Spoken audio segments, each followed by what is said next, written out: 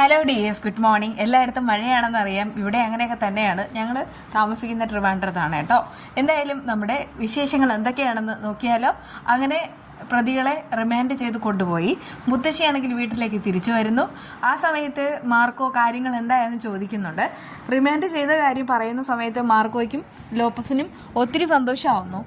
അവർക്കറിയാമല്ല, കാരണം ഇങ്ങനെ ഒരു കളി കളിച്ചില്ലായിരുന്നെങ്കിൽ ഉറപ്പായിട്ടും അവരാണെങ്കിൽ മൊഴി മാറ്റിക്കഴിഞ്ഞാൽ അങ്ങോട്ടും ഇങ്ങോട്ടും പിന്നെ വിരുദ്ധതയാവും. പിന്നെ ഒരിക്കലും ഈ ഒരു കേസ് തെളിയില്ല എന്നുള്ള കാര്യം മാർക്കോയ്ക്ക് അറിയാം. അതുകൊണ്ടൊക്കെ തന്നെയാണ് ഇവിടെ വന്നു നിന്നിട്ട് കരുണയെ പേടിപ്പിച്ചത്. അവസാനമായിട്ട് ചില താക്കീതുകൾ കൊടുക്കുന്നുമുണ്ട്. പണത്തിന് വേണ്ടിയിട്ട് തന്നെയാണ് ഇയാളാണെങ്കിൽ കൊട്ടേഷൻ ഏറ്റെടുത്തത്. അവസാനം ആ പണം പ്രതാപന് ഉപകരിച്ചിട്ടുമില്ല. ഇനി എന്തായിരിക്കും സ്ഥിതി എന്ന് കണ്ടു തന്നെ അറിയണം. അങ്ങനെ മാർക്കോയും ലോപ്പസ് എല്ലാം പോവാണ് കേട്ടോ. ഉണ്ണിയും ദുർഗയും കാര്യങ്ങൾ അറിഞ്ഞു എന്നറിയുമ്പോൾ കരുണയ്ക്കാണെങ്കിൽ നിൽക്കള്ളി ഇല്ലാതെ ആവുന്നു. അവൾക്ക് ഭയങ്കരമായിട്ട് സങ്കടമാവാണ്. ഒന്നുമില്ലേലും ആ ഉണ്ണി അവളാണെങ്കിൽ ഇതുവരെ ഭർത്താവാണല്ലോ, അവർ ചെറിയൊരു സ്നേഹമൊക്കെ ഉണ്ട്. പക്ഷേ അവൾക്കാണെങ്കിൽ ഇപ്പോൾ വല്ലാത്തൊരു പേടിയുണ്ട്. കാരണം വയറ്റിലൊരു കുഞ്ഞുണ്ട്.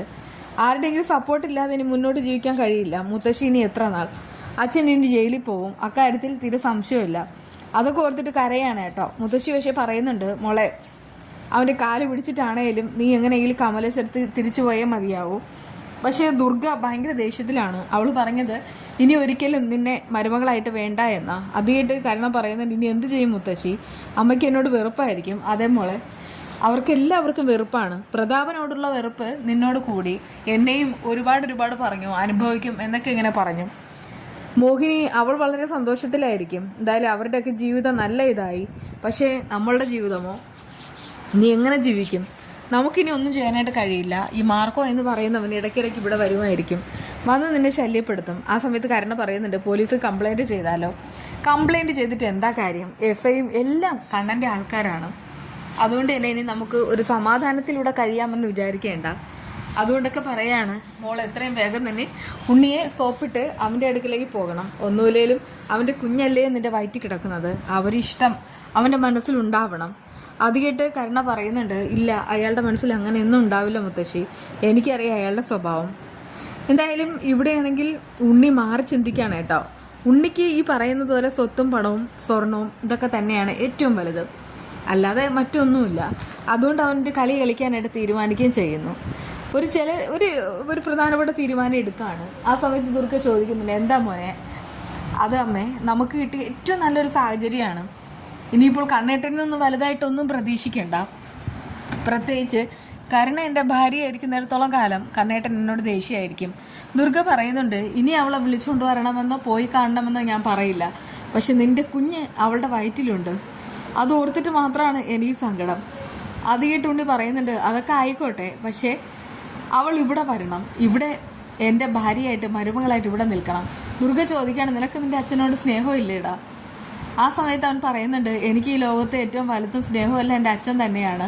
അത് എപ്പോഴും അങ്ങനെയാണ്. കാരണം അച്ഛന് മക്കളെന്ന് പറഞ്ഞാൽ വേർതിരിവൊന്നുമില്ല. പിന്നെ സ്വത്തിൻ്റെ കാര്യമാണെങ്കിൽ അത് കണ്ണേട്ടൻ്റെ അമ്മയുടെ സ്വത്തുക്കളാണല്ലോ കണ്ണേട്ടന് പോയത്.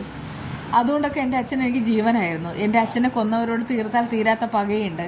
കരുണ ഇങ്ങോട്ട് കൊണ്ടുവരുന്നത് എന്തിനാണെന്ന് വെച്ചാൽ, അവൾ ഇനി കെട്ടിലമ്മയായിട്ട് ഇവിടെ കഴിയില്ല, അവൾ മര്യാദയ്ക്ക് എൻ്റെ ഭാര്യയായിട്ട് ഇവിടെ കഴിയും. അതിനുള്ള വഴിയും കാര്യങ്ങളും എല്ലാം എനിക്കറിയാം. അത് കേട്ട് അവർ ചോദിക്കുകയാണ്, നീ എന്തൊക്കെയാണ് പറയുന്നത്? അതെ അമ്മേ, അവളുടെ അച്ഛൻ്റെ പേരിൽ കണക്കറ്റ് സ്വത്തുക്കളുണ്ട്, ആ മുത്തശ്ശിയുടെ പേരിലും സ്വത്തുക്കളുണ്ട്. അതുകൊണ്ടൊക്കെ തന്നെ ആ സ്വത്തുക്കളെല്ലാം എൻ്റെ പേരിലാക്കും. ആ ഒരു ഓപ്ഷൻ വെച്ചാൽ അവർക്കാണെങ്കിൽ ഉറപ്പായിട്ടും അതൊക്കെ എഴുതി തരേണ്ടി വരും. കരുണയെ ഞാൻ നോക്കാമെന്ന് പറയും. പക്ഷേ സ്വത്തുക്കൾ എഴുതി കഴിഞ്ഞതിന് ശേഷം നോക്കിക്കോ, ഞാൻ അവളൊരു പാഠം പഠിപ്പിക്കും. ദുർഗ പറയുന്നുണ്ട്, അങ്ങനെയാണെങ്കിൽ ഓക്കേടാ.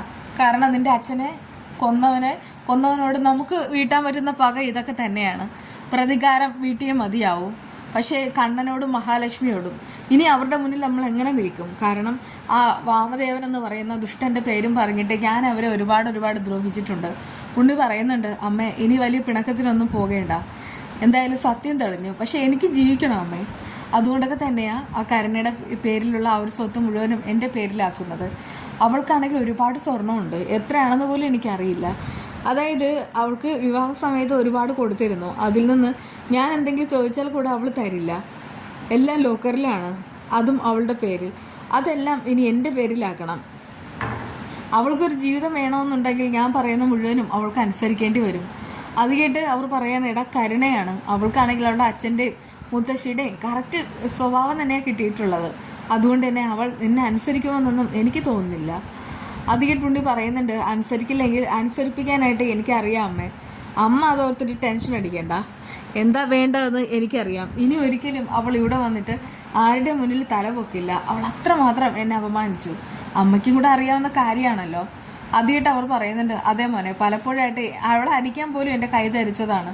പക്ഷെ ഞാനെല്ലാം കണ്ടും കേട്ടും മാറി നിന്നു. അത് കേട്ട് ഉണ്ണി പറയുന്നുണ്ട്, എനിക്കെല്ലാം അറിയാമേ. കാരണം അവളാണെങ്കിൽ പലപ്പോഴായിട്ട് ഒരു പട്ടിക്ക് കൊടുക്കുന്ന ഒരു വില പോലും എനിക്ക് തന്നിട്ടില്ല. പലപ്പോഴായി പറഞ്ഞിട്ടുള്ളത് പോടോ, ഡിവോഴ്സ് താടോ, അങ്ങനെയൊക്കെയാണ്. ഇനിയാണ് അവൾ ശരിക്കും എൻ്റെ മുഖം കാണാനായിട്ട് പോകുന്നത്. ആ സമയത്ത് ദുർഗ പറയുന്നുണ്ട്, അതെ, ഒരു പാഠം പഠിപ്പിക്കണം. പക്ഷെ അവളെ ഇനി ഇവിടെ കൊണ്ടുവന്ന് താമസിപ്പിക്കാൻ കണ്ണൻ സമ്മതിക്കുമെന്നും അറിയില്ല. അത് കേട്ടിട്ട് ഉണ്ണി പറയുന്നുണ്ട്, എനിക്ക് എന്താ വേണ്ടതെന്ന് അറിയാം. ആദ്യം ഈ സ്വത്തിൻ്റെ കാര്യങ്ങളെല്ലാം നടക്കണം. അത് നമുക്ക് നടക്കുന്ന ആ ഒരു സമയം വരെ എല്ലാം രഹസ്യമായിട്ട് വയ്ക്കണം. എന്നിട്ട് എന്താ വേണ്ടതെന്ന് പറയാം. പിന്നെ അവളുടെ അമ്മയുണ്ടല്ലോ, അവർ നമുക്ക് സപ്പോർട്ടായിട്ട് നിൽക്കും. കാരണം മഹാലക്ഷ്മിയെ പോലെ നല്ല രീതിയിൽ ജീവിക്കാനാണ് അവരും ആഗ്രഹിക്കുന്നത്. അവളുടെ അഹങ്കാരമെല്ലാം ഇല്ലാതാക്കണമെങ്കിൽ ഇതല്ലാതെ വേറെ വഴിയില്ല. അങ്ങനെ ദുർഗയും കൂടെ അത് സമ്മതിക്കുന്നുണ്ട് കേട്ടോ. കരുണയുടെ കാര്യത്തിൽ ഒരു തീരുമാനം അവരെല്ലാവരും ചേർന്നിട്ട് എടുക്കുന്നു. അവൾക്ക് വേറെ ഓപ്ഷൻ ഇല്ല. ദുർഗ വളരെ ദേഷ്യത്തിൽ സീമന്തിനിയെ വിളിക്കുകയാണ്. സീമന്തിനി ആ സമയത്ത് കരയുന്നുണ്ട് കേട്ടോ. കാരണം അവരും ടി വിയിലാണെങ്കിൽ അവർ വാർത്ത കാണുന്നുമുണ്ട്. അങ്ങനെ വിശ്വനാഥൻ്റെ കേസുമായി ബന്ധപ്പെട്ട് വാമനെ പോലീസാണെങ്കിൽ റിമാൻഡ് ചെയ്ത് കൊണ്ടുപോകുന്നു. അങ്ങനെ അവരാണെങ്കിൽ മേഘനോട് പറയുന്നുണ്ട്, ഞാൻ കരുതിയത് നിൻ്റെ അച്ഛൻ ഈ വീട്ടിലെ ഭാഗ്യമാണെന്ന്. പക്ഷെ അല്ലടാ, നിർഭാഗ്യം. അവൻ ഒരുത്തൻ കാരണം എൻ്റെ ജീവിതം തകർന്നു. എൻ്റെ മകനായ നിൻ്റെ ജീവിതം തകർന്നു. നിന്നെയാണെങ്കിൽ വളർത്തി ഈ ഒരു പരുവത്തിലാക്കിയതും അയാളാണ്. അതുപോലെ തന്നെ സ്വാതി, അവളുടെ ജീവിതം തകർന്നു. ഇനി അവൾക്കൊരു നല്ല ജീവിതം വന്നാൽ അവൾക്ക് എന്തു കൊടുക്കും? ഇനിയിപ്പോൾ കേസ് നടത്താനല്ലാതെ നമ്മുടെ കയ്യിൽ ഒന്നുമില്ല. അതിനിടയ്ക്ക് നീ ഇങ്ങനെ ജീവച്ഛവമായിട്ട് കിടക്കുകയും ചെയ്യുന്നു. ഇനി എന്തു ചെയ്യും? അതൊക്കെ കേട്ടിട്ട് മേഘം കരയാണ് ചെയ്യുന്നത്. കാരണം അവനാണെങ്കിൽ അവൻ്റെ സ്വഭാവമെല്ലാം മാറിക്കഴിഞ്ഞു. അവനും ഇനിയൊന്നും പ്രത്യേകിച്ച് അവന് നോക്കേണ്ട കാര്യമൊന്നുമില്ല. എന്തായാലും മേഘൻ കരയുന്നത് കാണുന്നതൊക്കെ ആദ്യമായിട്ടാണ്. പിന്നെ അടുത്തെന്ന് പറഞ്ഞാൽ ദുർഗ വിളിച്ച് ഓരോന്ന് പറയുമ്പോൾ തന്നെ സീമന്തിലേക്ക് ഭ്രാന്തളമാണ്. ഇനിയിപ്പോൾ ദുർഗയും വിളിച്ചിട്ട് കാര്യമില്ല, അങ്ങോട്ടൊന്നും പോകാൻ കഴിയില്ല എന്ന് മനസ്സിലാവാണ്. ഈ ഒരു രജിസ്ട്രേഷൻ നടന്നിരിക്കും. കാരണം മുത്തശ്ശി എന്നെ കരുണയുടെ ജീവിതം സേഫ് ആക്കാൻ വേണ്ടി അവരുടെ കൂടെ പേരിലുള്ള സ്വത്തുക്കളെല്ലാം എഴുതി കൊടുക്കും. മഹാലക്ഷ്മി കോടീശ്വരിയായിട്ട് കഴിയുമ്പോൾ ഒന്നുമില്ലാതെ ഒരു അടുക്കളക്കാരിയായിട്ട് എല്ലാവർക്കും വെച്ചും വിളമ്പി എല്ലാവരുടെ ആട്ടും തുപ്പുമേറ്റ് കരുണയാണെങ്കിൽ കമലേശ്വരം വീട്ടിലേക്ക് കഴിയാനായിട്ട് പോവുകയാണ്. ഉണ്ണിയാണെങ്കിൽ പ്രതികാരം വീട്ടുകയും ചെയ്യും. അങ്ങനെ ദുർഗയും അമ്മായിയമ്മ പോരെടുക്കുന്നത് കരുണയോടാണ്.